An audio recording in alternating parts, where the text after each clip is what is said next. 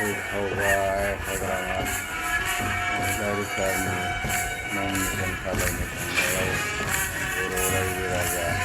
BTR पार्टिनि सायख'ग्राफ्रा दोनखारहोजोब्बाय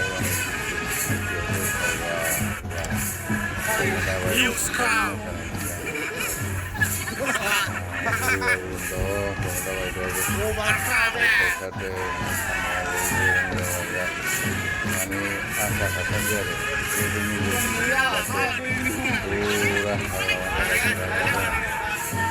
गोदानफ्रा media मोनाबो दंखाजोबथारो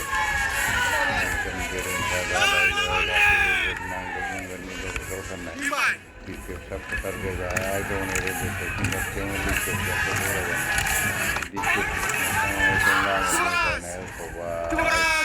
बिटिआरनि मुङैहाय